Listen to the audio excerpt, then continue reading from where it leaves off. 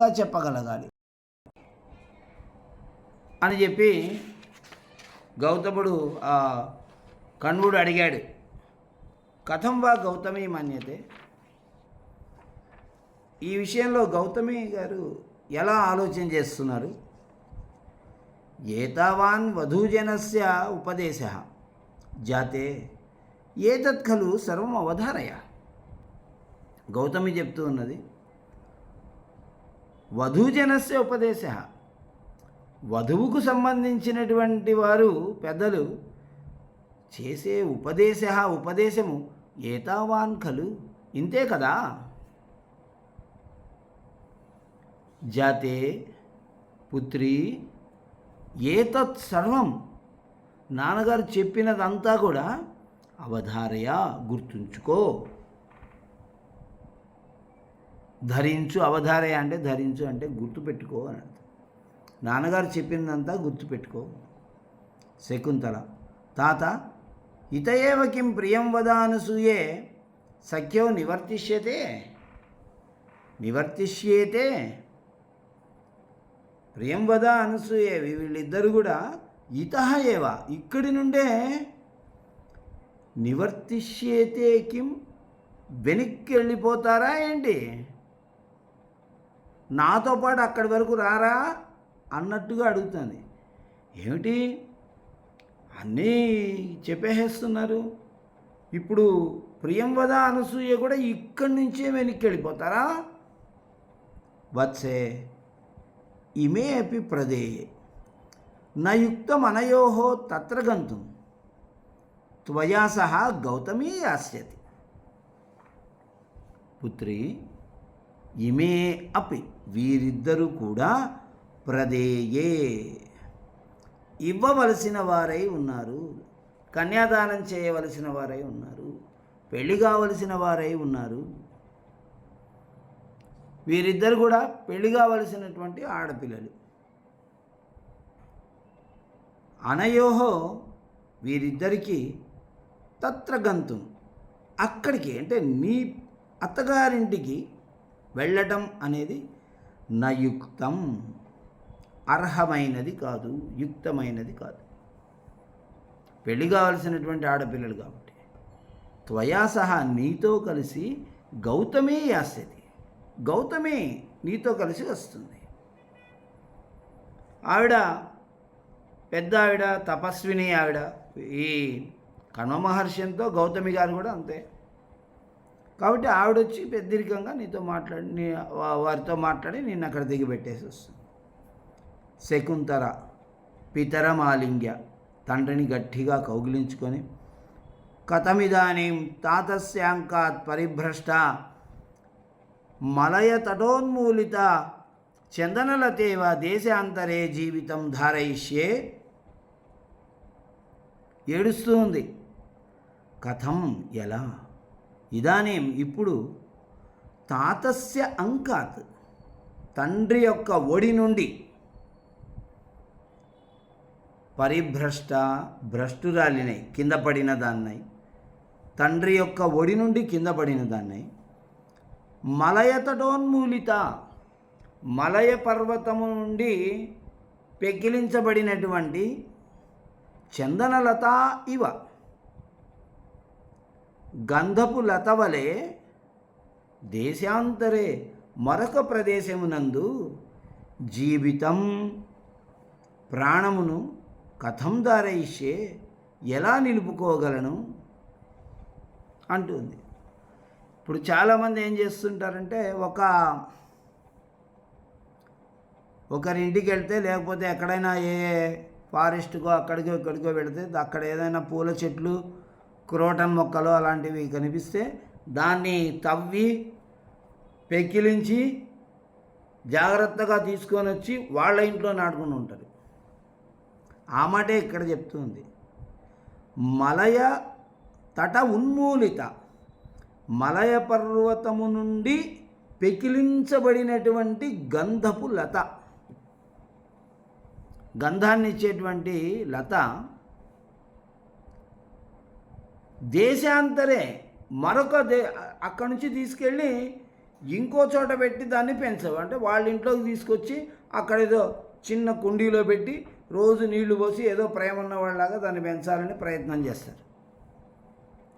అది జీవితాన్ని ఎలా నిలుపుకుంటుంది? ఇక్కడైతే పుట్టిన ప్రదేశం కాబట్టి దాని వేళ్ళు అవన్నీ దృఢంగా ఉంటాయన్నమాట. ఆ మాటే దాన్ని ఉదాహరణగా చూపించి చెప్తూ ఉంది. ఆ విధంగా తండ్రి యొక్క ఒడి నుండి జారిపోయినటువంటి నేను, తాతస్య అంకాత్ పరిభ్రష్ట, తండ్రి యొక్క ఒడి నుండి జారిపోయినటువంటి నేను మరొక ప్రదేశంలో, దేశాంతరే మరొక ప్రదేశమునందు జీవితం కథం దారి, జీవితాన్ని ఎలా నిలుపుకోగలను?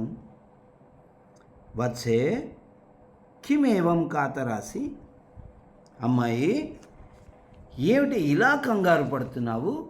కాతరా, కంగారు కలదానవు, హసి అయి ఉన్నావు, ఎందుకు ఇలా నీవు కంగారు పడుతున్నావు?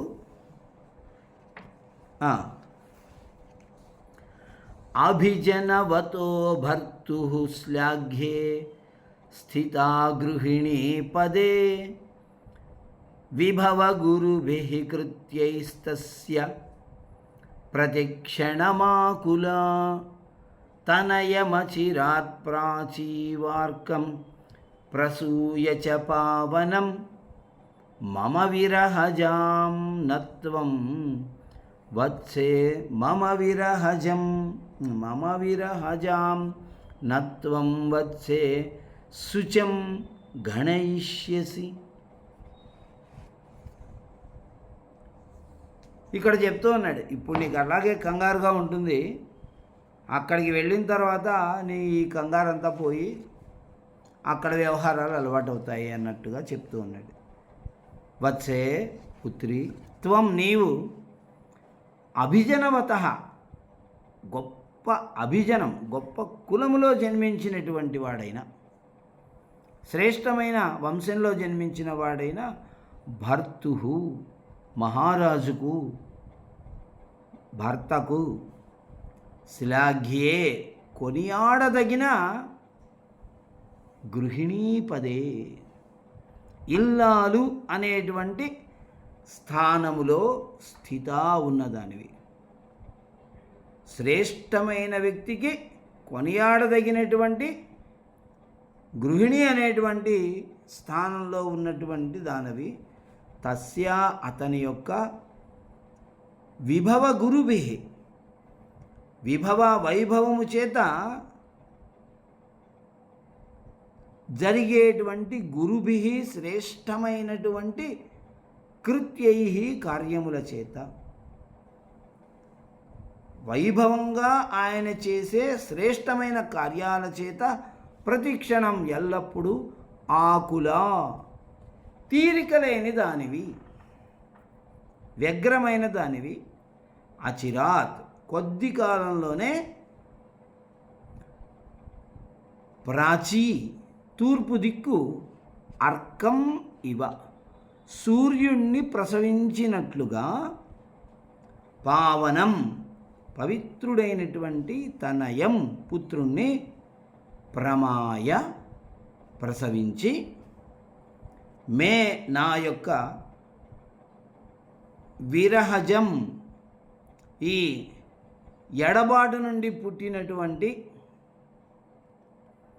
శుచం దుఃఖమును నగణయిష్యసి నీవప్పుడు లెక్కించవు, నీవు లెక్కించవు అని చెప్తూ ఉన్నాడు.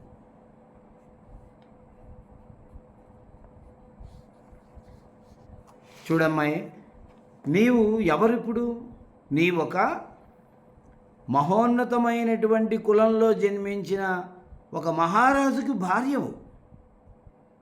ఇల్లాలు, గృహిణి అనేటువంటి స్థానం సామాన్యమైనది కాదు, అత్యున్నతమైనటువంటి స్థానం. అలాంటి స్థానంలో ఉన్నావు నీవు. మరి ఆయన మహారాజు కాబట్టి విభవ గురుభి కృత్యై, విభవము చేత గొప్పవైనటువంటి ఆయన ఏ పనులు చేసినా కూడా, ఉత్సవాలు, యాగాలు, దానాలు, పండుగలు, జపాలు, నోములు మొదలైనవి ఏమి చేసినా కూడా చాలా గొప్పవి చేస్తాడు, చాలా విస్తృతంగా చేస్తారు. కాబట్టి ఆ కార్యక్రమాల్లో నువ్వు కూడా ఉంటావు. కాబట్టి అక్కడికి వెళ్ళిన తర్వాత ఏమైపోతావు అంటే ఆ పనుల చేత ఆకుల తీరిక లేని దానివి అయిపోతావమ్మా నువ్వు.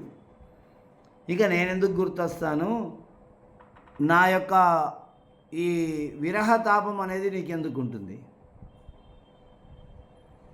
అంతేకాకుండా త్వరలోనే నీవు తూర్పు దిక్కు సూర్యుడిని ప్రసవించినట్టు పరమ పవిత్రుడైనటువంటి పునీతం, పరమ పవిత్రుడైనటువంటి ఒక తనయుణ్ణి ప్రసవించబోతున్నావు. వాడిని నువ్వు ప్రసవించావంటే వాడితో ఆడుకోవటము, చేయటము, వాడికి అన్ని సేవలు చేయటం. ఇందులో నా నుండి నువ్వు దూరమయ్యావు అనేటువంటి వియోగ దుఃఖాన్ని చాలా సులభంగా మర్చిపోతావమ్మా. అక్కడికి వెళ్ళగానే ఆ రాజరికపు పనులలో పడి తీరికలేని దానివి అవుతావు. కుమారుడు పుట్టగానే వాడికి సేవలను అందిస్తూ తీరికలేని దానివి అవుతావు. కాబట్టి నన్ను వదిలిపెట్టి వెళ్ళాను అనేటువంటి వియోగ దుఃఖం అనేది నువ్వు సులభంగా వదిలేసుకోగలవు. సులభంగా నీవు న గణయిష్యసి, లెక్కించుకోవు. శకుంతల పితుః పాదయోః పతతి, శకుంతల తండ్రి యొక్క పాదాల మీద పడిపోయింది. యదిచ్ఛామితే తదస్తు, నేను నీకు ఏమి కలగాలని కోరుకుంటున్నానో అది నీకు కలుగునుగాక. ఇప్పుడు వరకు చెప్పాడు కదా, తూర్పు దిక్కు సూర్యుడిని ప్రసవించినంత గొప్పగా నువ్వు ఒక కుమారుణ్ణి ప్రసవించవమ్మా అని. శ్రేష్ఠుడైనటువంటి గొప్ప కులంలో జన్మించిన వ్యక్తికి నువ్వు భార్యవై ఉన్నావు. ఆయన చేసే గొప్ప గొప్ప పనుల్లో నువ్వు కూడా పాల్గొంటావు. కాబట్టి తీరిక లేని దానివి అవుతావు అని చెప్పాడు. అవన్నీ కూడా జరుగునుగాక. సఖ్యవు, ఈ స్నేహితురాళ్ళిద్దరు సఖి.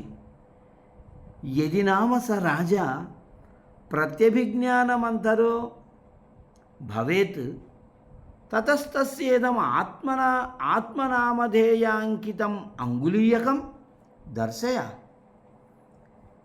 ఈ సఖులిద్దరూ చెప్తున్నారు, అనసూయ ప్రేమవదలు.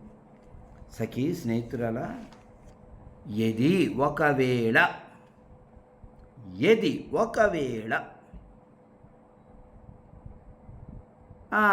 స రాజా, ఆ మహారాజు దుష్యంత మహారాజు ప్రత్యభిజ్ఞామంతర, గుర్తేమిటి అని అడిగినవాడైతే. ప్రత్యభిజ్ఞానం అంటే గుర్తింపు, ఒక చిహ్నం, గుర్తింపు చిహ్నం. ఆ శకుంతల నీవే అని గుర్తింపు ఏమిటి అని ఒకవేళ ఆయన తెలుసుకోవాలని ఇష్టపడిన వాడైతే, గుర్తింపును కోరుకున్నవాడు భవేత్ అయినట్లయితే, తతః ఆ తరువాత తస్య ఆయనకు సంబంధించిన ఆత్మనామధేయాంకితం, అతని పేరుతో గుర్తించబడిన, అంటే అంగుళీయకం పైన దుష్యంతుడు అని ఉంటుంది, అతని పేరుతో గుర్తించబడుతున్నటువంటి అంగుళీయకం, ఈ అంగుళీయకమును, ఉంగరమును దర్శయ, చూపించు. ఒకవేళ ఆయన ఏదైనా గుర్తు చూపించమని అడిగినవాడైతే నీవు వెంటనే ఆయన పేరుతో గుర్తించబడుతున్నటువంటి ఈ ఉంగరాన్ని ఆయనకు చూపించు అని వీళ్ళన్నారు. అనగానే శకుంతల అంటోంది, అనేన సందేహేన వామా కంపితాస్మి. ఓ,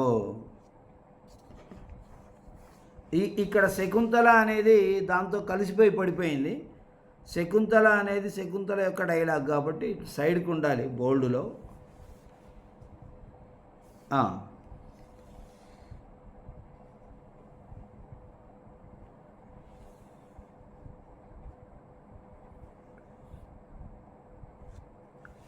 అనేనా మీ చేత చెప్పబడినటువంటి ఈ మాట చేత వాం మీ యొక్క సందేహేన వాం మీ యొక్క అనేన సందేహేన ఈ చెప్పబడిన సందేహము చేత ఆకంపితాస్మి మిక్కిలి భయము కలదానని అయ్యాను. శకుంతల అంటుంది, ఇప్పటి వరకు బాగానే ఉన్నారు, ఉన్నట్లుండి ఒకవేళ ఆయన ఏదైనా గుర్తు చూపించమని అడిగితే గుర్తును కోరుకున్నవాడైతే అని అనగానే శకుంతల భయపడిపోయింది. అప్పటి వరకు బాగానే ఉండింది. వామాకంపితాస్మి కాదు, వామాకంపితాస్మి కలిసిపోయి ఉండాలి అది. ఆకంపితాస్మి, వాం అక్కడ పదవిభాగము వాం ఆకంపిత అస్మి. వాం మీ ఇద్దరి యొక్క తవతే యువయోహో వాం యుష్మాకం వహ కదా, తవ తే ఏకవచనాలు, యువయోహో వాం ద్వివచనాలు. కాబట్టి ఇక్కడ వాం అనేటువంటి ద్వివచనాన్ని ఉపయోగించాడు. వాం మీ ఇద్దరి యొక్క అనేన సందేహేన ఈ చెప్పబడిన సందేహము చేత ఆకంపితాస్మి వణుకు గలదానని అయ్యాను, అంటే భయము గలదానని అయ్యాను అని శకుంతల అన్నది. అనగానే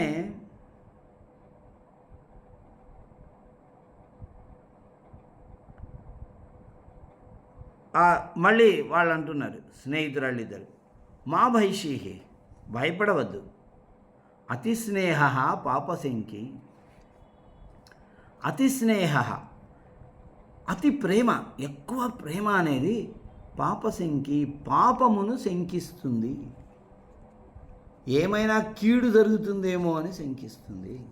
కీడెంచి మేలెంచు అని చెప్తుంటారు చూసారా అలా. ఇప్పుడు మనకు ఎక్కువ ప్రేమ ఉందనుకో, అబ్బో మనం ఎక్కువగా వాళ్ళకి ఏమైనా జరుగుతుందేమో అని భయపడుతూ ఉంటాం.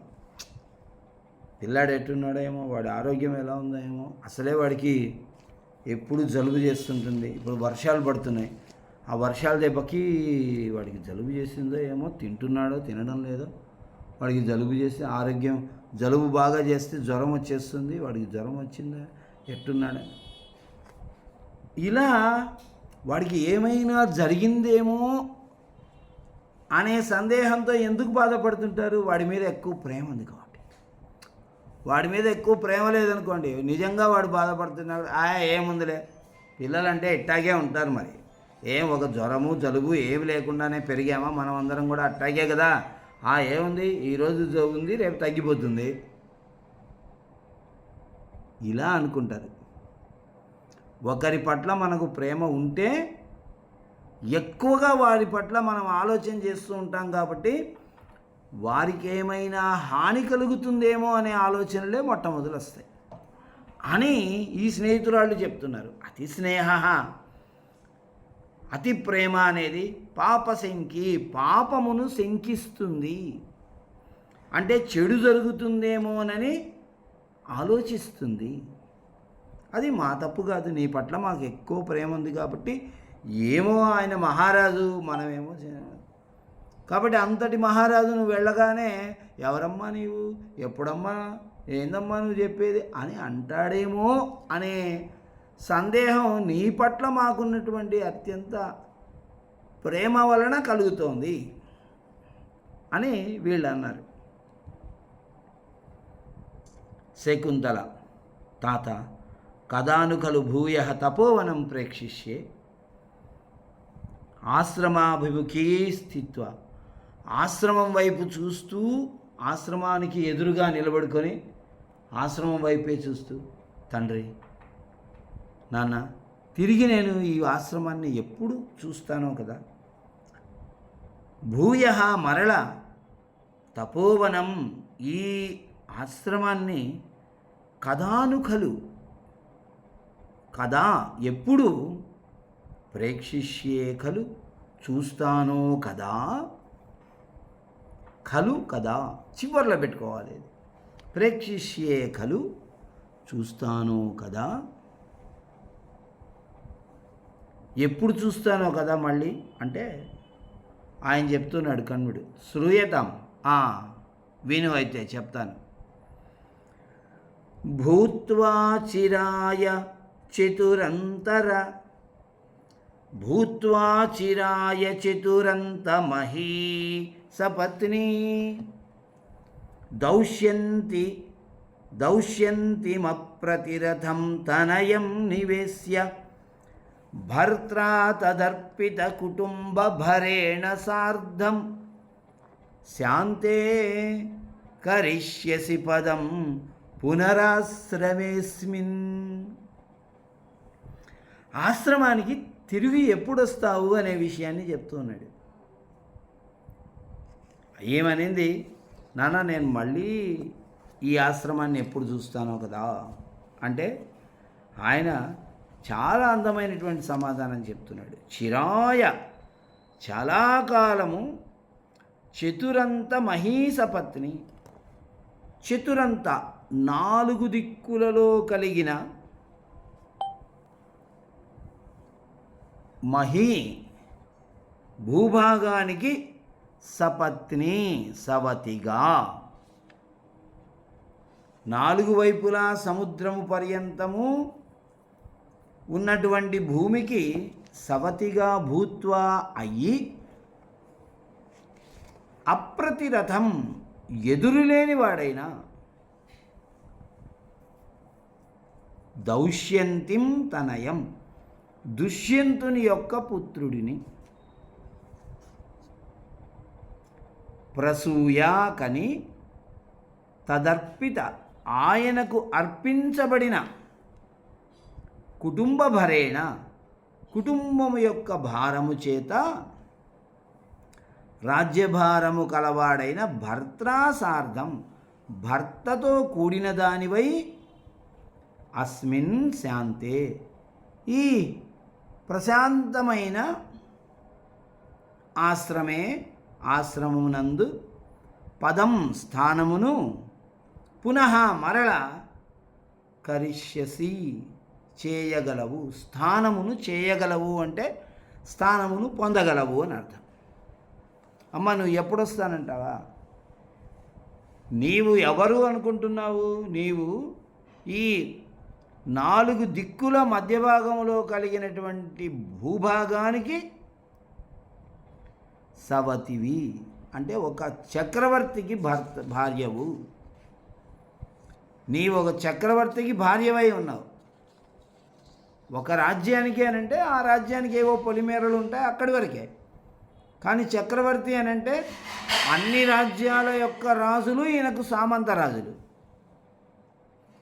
ఈయన సామంత రాజుల ద్వారా భూభాగం మొత్తాన్ని ఇతడు పరిపాలిస్తున్నటువంటి వాడు. కాబట్టి ఈయన ఏమని చెప్తున్నాడు? చతురంత మహీసపత్ని, మహీభూమికి సవతి. రాజు భూపతి కదా, భూపతి భూమికి పతి, అధిపతి. పతి అనేటువంటి పదానికి ఉన్నటువంటి అర్థం ఏమిటి? నాయకుడు, నాథుడు, రక్షించేవాడు, అలాంటి అర్థాలు. భర్త అనేటువంటి అర్థం కూడా ఉన్నది, మగడు అనేటువంటి అర్థం కూడా. అలా నీవు నీ భర్త నీ పతి భూపతి కాబట్టి ఆయన భూమికి పతే, నీకు కూడా పతే కాబట్టి భూమికి నువ్వు సవతివి అయ్యావు. ఇప్పుడు మరి ఒక దౌష్యంతిం అప్రతిరథం ఎదురులేని వాడైనా, వాడికి శత్రువులు అపజయాలు అవన్నీ ఏమీ లేనటువంటి వాడైనటువంటి దుష్యంతుని కుమారుణ్ణి నీవు చక్కగా కనాలి.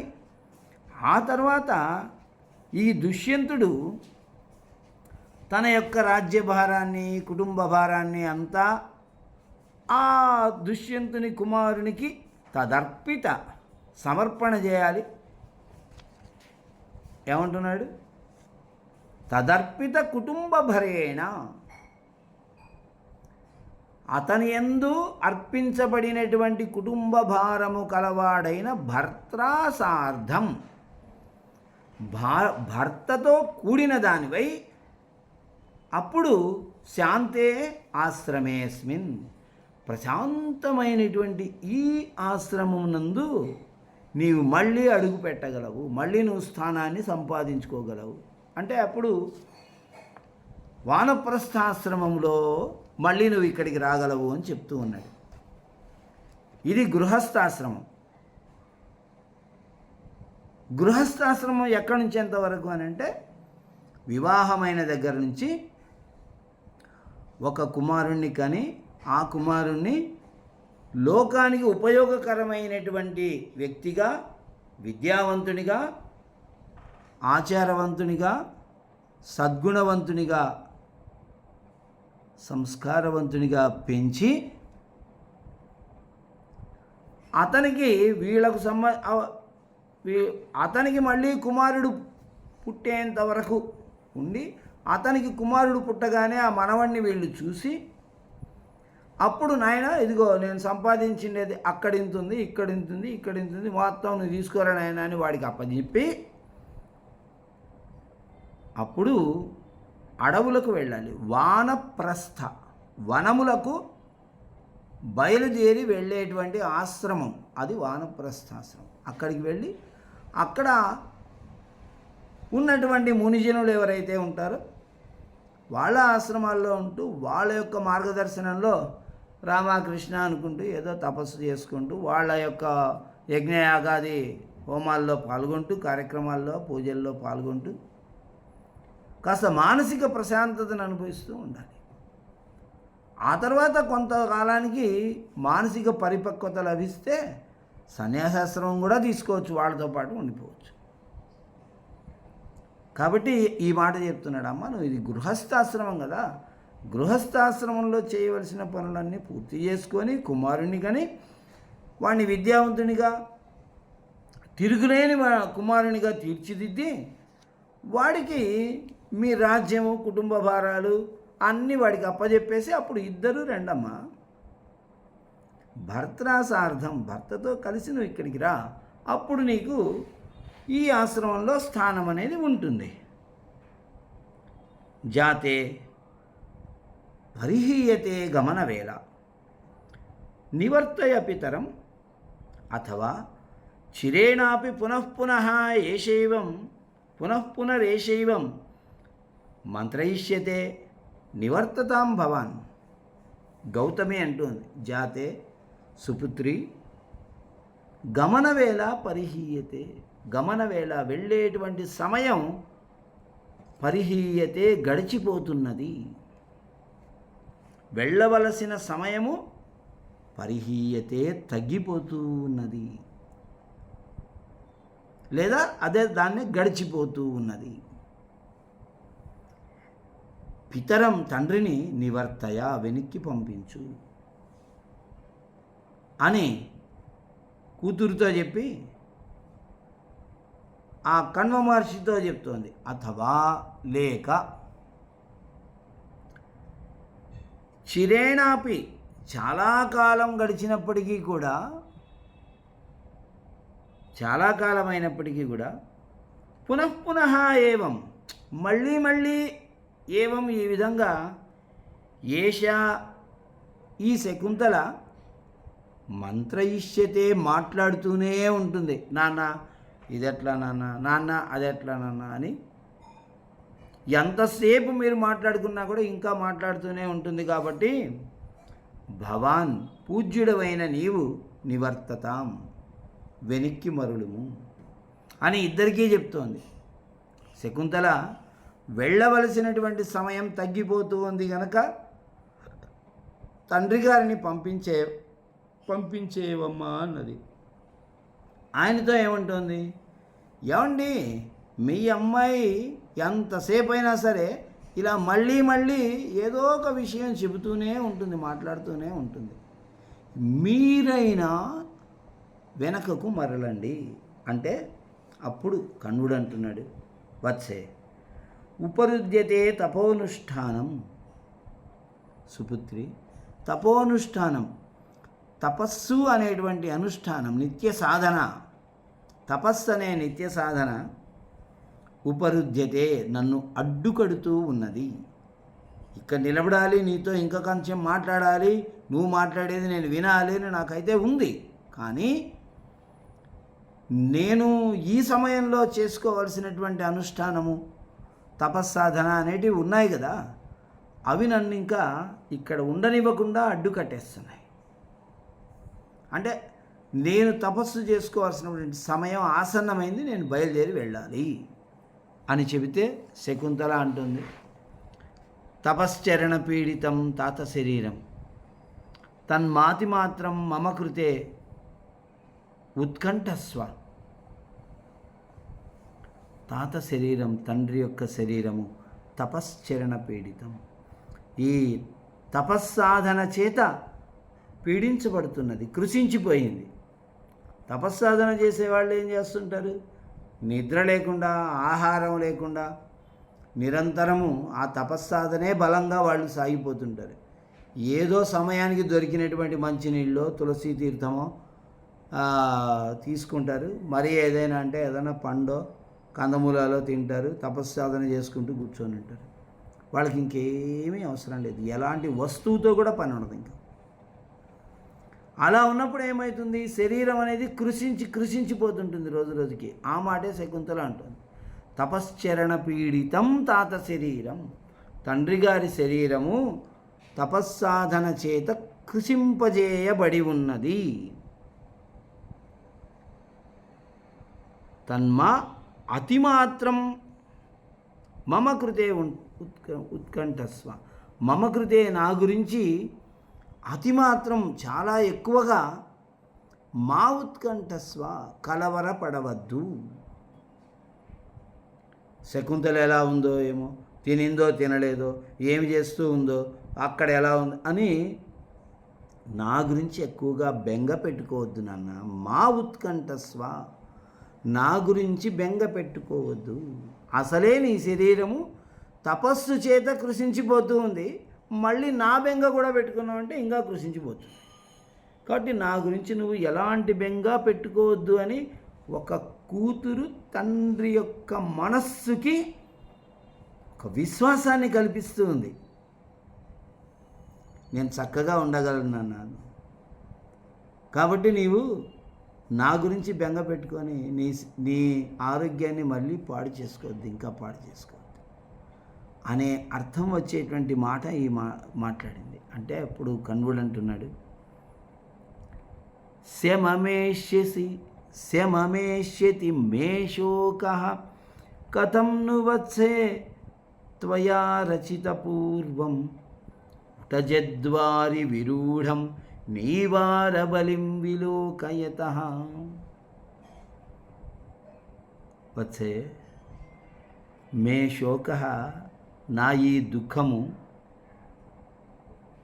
శమమేష్యతి కిం, శమం శాంతిని, ఏష్యతి పొందుతుందా, ఏష్యతి కథం ఎలా పొందుతుంది,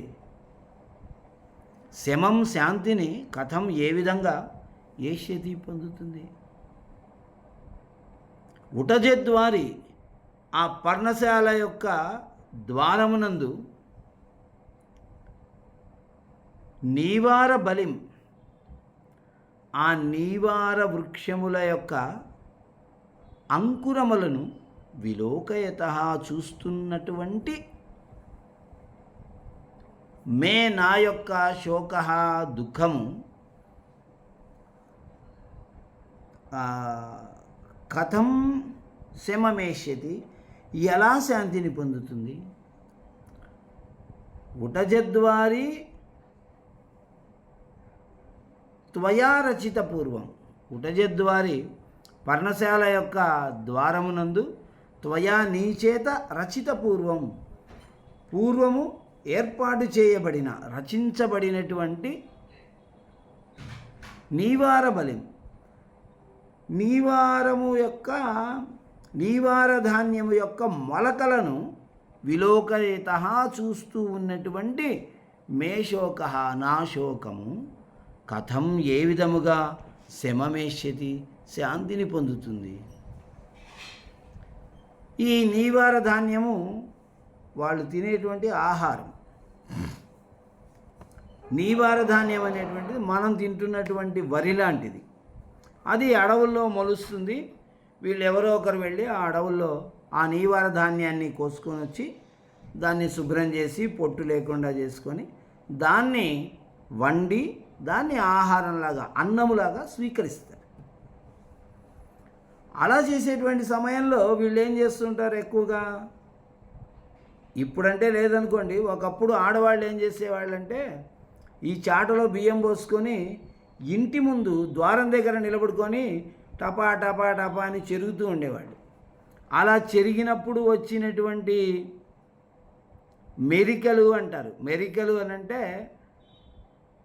బియ్యముగా మారకుండా మిగిలిపోయినటువంటి వడ్ల గింజలు, వాటన్నిటినీ అక్కడ పడేసేస్తారు.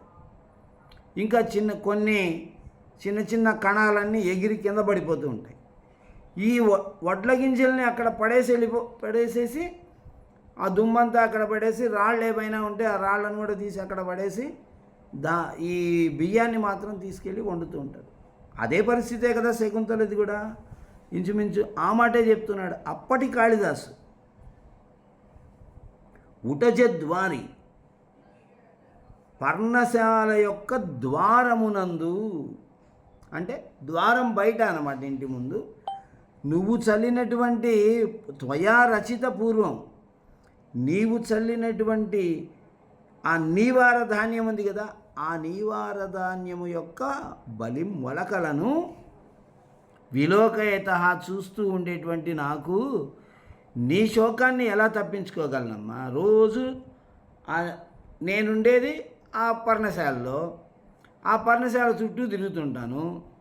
ఆ పర్ణశాలలో అటుపోయినా ఇటుపోయినా ఇంట్లోకి వచ్చినా బయటికి వచ్చినా కూడా ఆ నీవార ధాన్యం కనిపిస్తుంటుంది. అరే, ఇవి అమ్మాయి నాటినటువంటి నీవారపు మొలకలు కదా అని నాకు గుర్తొస్తూనే ఉంటుంది. మాటి మాటికి గుర్తొచ్చినప్పుడంతా నాకు వేదనగానే ఉంటుంది. అది ఎట్లాగమ్మా శాంతిని పొందేది? కథం శమమేష్యతి అంతే కదండి. చెప్పడం సులభమే, నాన్న నువ్వు మర్చిపో, ఎక్కువగా కలవరపడొద్దు, ఇలాంటివి చెప్తావు నిజమే, కానీ ఎలా మర్చిపోతాను అని అన్నాడు. గచ్చ శివాస్తే పంథానః సంతు, గచ్చ వెళ్ళు, తే నీకు పంథానః మార్గములు, శివాహ శుభకరములు అగునుగాక అని అర్థం. సంతు అగునుగాక, పంథానః మార్గములు తే నీకు శుభాహ శివాహ శుభకరములైనవిగా సంతు అగునుగాక. మార్గములు శుభకరములు గల అగునుగాక అంటే సుఖమైనటువంటి ప్రయాణాన్ని నువ్వు చేయుదుగాక, శుభకరమైనటువంటి ప్రయాణము నీకు జరుగునుగాక. మార్గ మధ్యంలో నీకు ఎలాంటి ఇబ్బందులు కలగకుండా నీవు నీ లక్ష్యమును చేరుకొందువుగాక అని అర్థం. కాబట్టి మనం ఎవరైనా ప్రయాణమై వెళ్తున్నటువంటి వాళ్ళకి శివాస్తే పంథానస్సంతు అని మనం ఆశీర్వదించవచ్చు, శుభాకాంక్షలు చెప్పవచ్చు. నిష్క్రాంత శకుంతల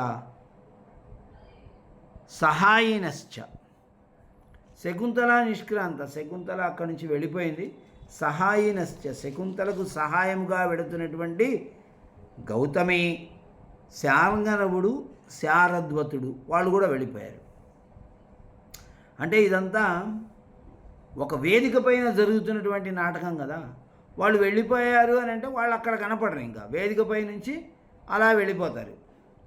వేదికకి కుడివైపు వెళ్తే బయటికి వెళ్ళాడు అని అర్థం, వేదికకి ఎడం వైపు వెళ్తే లోపలికి వెళ్ళాడు అని అర్థం. ఇంటి లోపలికి వెళ్ళాడు, వంటింట్లోకి వెళ్ళాడు అని చూపించవలసి వస్తే వేదిక యొక్క ఎడం వైపుకి వెళ్ళాలి.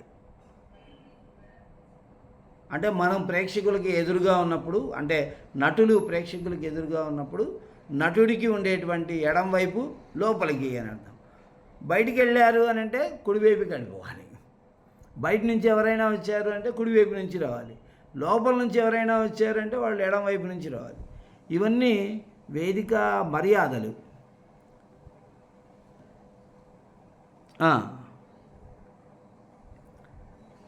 సఖ్యౌ శకుంతలాం విలోక్య, శకుంతలను చూసి హాదిక్ హాదిక్ అంతర్హిత శకుంతల వనరాజ్య.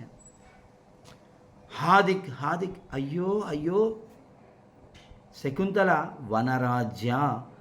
ఈ వనము యొక్క సమూహము చేత, కాంతి చేత, వనకాంతి చేత అంతర్హిత కప్పివేయబడినది. ఇప్పుడు మనం అలా చూస్తుంటే అంతా అడవి కదా ఇది.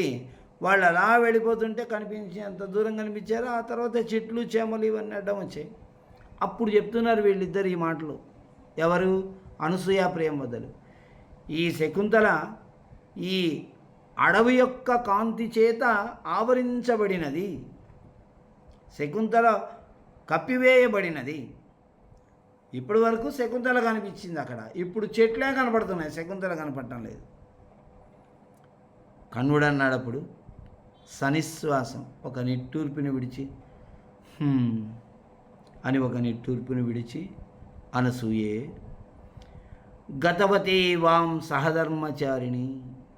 వాం మీ ఇద్దరి యొక్క సహధర్మచారిణి, కలిసి ధర్మమును ఆచరించున్నది అయినటువంటి శకుంతల గతవతి వెళ్ళిపోయినది. నిగృహ్య శోకం అనుగచ్చతం మాం ప్రస్థితం. శోకం నిగృహ్య, దుఃఖాన్ని నిగ్రహించుకొని, ప్రస్థితం ఇక్కడి నుండి బయలుదేరినటువంటి మాం నన్ను, అనుగచ్చతం అనుసరించి రండి.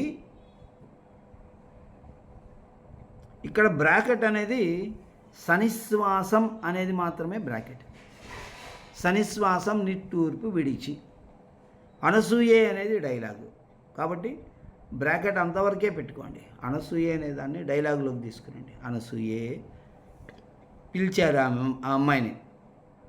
అనసూయ చూడు, మీ ఇద్దరితో కలిసి ధర్మాన్ని ఆచరిస్తూ ఉండిందే, ఈ జపాలు చేయటం, ఆశ్రమంలో తపస్సు జనులకి సేవలు చేసుకోవటం,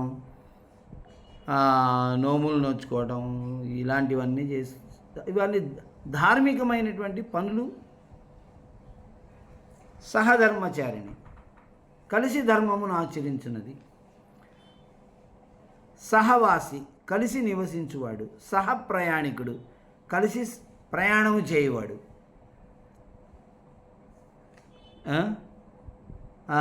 సహాధ్యాయి, కలిసి అధ్యయనము చేయువాడు. అలా ఇక్కడ సహధర్మచారిణి, కలిసి ధర్మమును ఆచరించు స్నేహితురాలు. భార్యకి సహధర్మచారిణి అనేటువంటి పేరు ఉన్నది. సహధర్మచారిణి అంటే భార్య అని అర్థం కాదు. ఆ అర్థాన్ని ఇప్పుడు ఇక్కడ చెప్తున్నట్టు చూడండి కణ్వ మహర్షి. సహధర్మచారిణి, కలిసి ధర్మమును ఆచరించున్నది, అది అర్థం. ఇప్పటి వరకు ఎవరితో కలిసి ఆచరించినది? వీళ్లతో, ఈ స్నేహితురాళ్ళిద్దరితో కలిసి అనేక రకాలైనటువంటి ఆశ్రమంలో జరిగే ధార్మిక కార్యక్రమాలన్నీ చేసేది. ఈనాటి నుండి అక్కడ సహధర్మచారిణి. దుష్యంతునితో కలిసి ధర్మమును ఆచరించదగినటువంటి మీ స్నేహితురాలు గతవతి వెళ్ళింది అని అర్థం. మీరేం చేయాలి ఇప్పుడు? దుఃఖాన్ని కొంచెం తగ్గించుకొని, నిగ్రహించుకొని, తమాయించుకొని, నేను ఇక్కడి నుంచి బయలుదేరి వెళ్తున్నాను కదా, నన్ను అనుసరించి రండి. మామనుసరతం మామనుగచ్చతం, నన్ను అనుసరించి రండి. తాత, శకుంతలా విరహితం శూన్యమివ తపోవనం కథం ప్రవిశావః. తాత, నాన్న, వీళ్ళు కూడా నాన్న అనే పిలుస్తున్నారు. నాన్న, శకుంతలా విరహితం, శకుంతల లేనటువంటి, శకుంతల శూన్యమైనటువంటి, ఆ శకుంతల లేనటువంటి శూన్యమివ, ఖాళీగా ఉన్నదన్నట్లుగా అనిపిస్తున్నావు. తపోవనం, ఈ తపోవనమును, ఈ ఆశ్రమమును కథం ఏ విధంగా ప్రవేశించగలం? శకుంతల ఉన్నంత వరకు నిండుగా ఉండింది ఈ వనం, ఈ తపోవనం. శకుంతల లేకపోయేసరికి ఇప్పుడు ఈ తపోవనము ఒక శూన్యంగా అనిపిస్తోంది మాకు, అంటే ఖాళీగా అనిపిస్తోంది అని అర్థం. శకుంతల లేక ఖాళీగా అనిపిస్తున్నటువంటి ఈ ఆశ్రమంలోకి మేము ఎలా ప్రవేశించగలము అంటే కన్వుడు అంటున్నాడు, స్నేహ ప్రవృత్తిరేవం దర్శిని సవిమర్శం పరిక్రమ్య హంతభో శకుంతలాం పతికులం విసృజ్య లబ్ధమిదానీం స్వాస్థ్యం కుతః. స్నేహ ప్రవృత్తి ఏవం దర్శిని. స్నేహ ప్రవృత్తి, ప్రేమ అనేటువంటిది, ఆ ప్రేమానురాగం అనేది ఈ విధంగా మిమ్మల్ని మాట్లాడింపజేస్తుంది. ఇలా ఇలా చూసేలా చేస్తోంది. మైత్రితో కూడిన మీ ప్రవృత్తి, అనురాగం.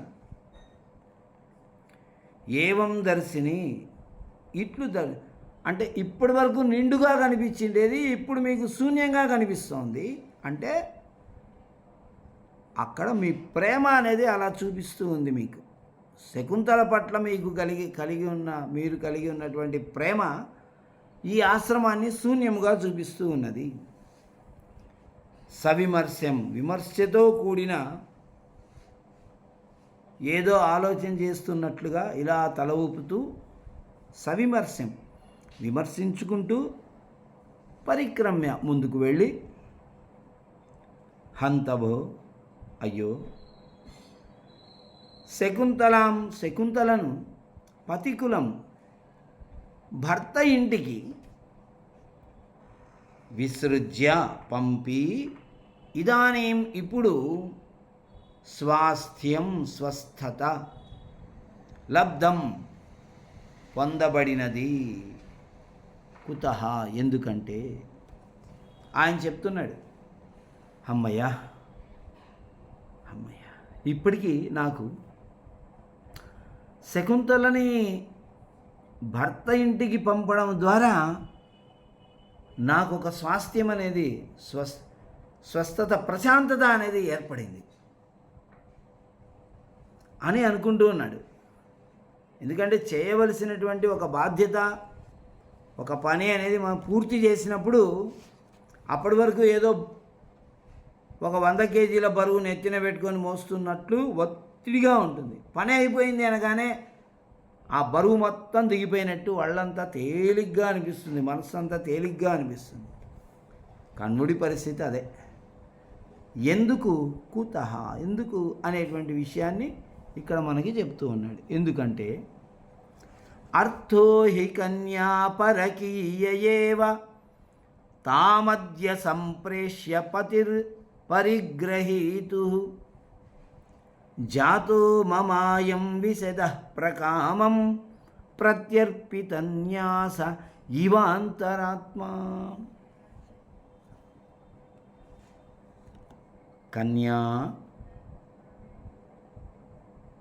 కన్యక కుమారి అంటే పరకీయ, ఇతరులకు చెందినటువంటి అర్థ, సంపద.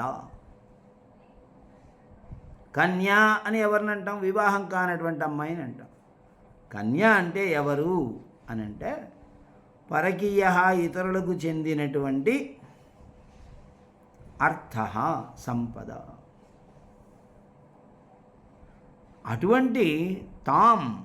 అటువంటి ఆ శకుంతలను అద్య, ఈనాడు పరిగ్రహీతు, ఆమెను స్వీకరించిన వాడైనా, పరిగ్రహీతు గ్రహించిన వాడైనా, అంటే ఆమెను స్వీకరించిన వాడైనా భర్త యొక్క సమీపానికి సంప్రేష్య పంపించి, ఏమండి, అయం మమ నా యొక్క అయమంతరాత్మ, ఈ అంతరాత్మ, ఈ లోపలున్నటువంటి ఆత్మ ప్రత్యర్పిత న్యాస ఇవ, నా హృదయము ప్రత్యర్పిత, తిరిగి ఇవ్వబడినటువంటి, వాపసు ఇవ్వబడినటువంటి, వెనక్కి ఇవ్వబడినటువంటి న్యాస ఇవ, న్యాసమునందు వలె ప్రకామం మిక్కిలి, చాలా విశద నిర్మలమైనట్టుదిగా జాతం అయిపోయినది. ఇక్కడ ఏమంటున్నాడంటే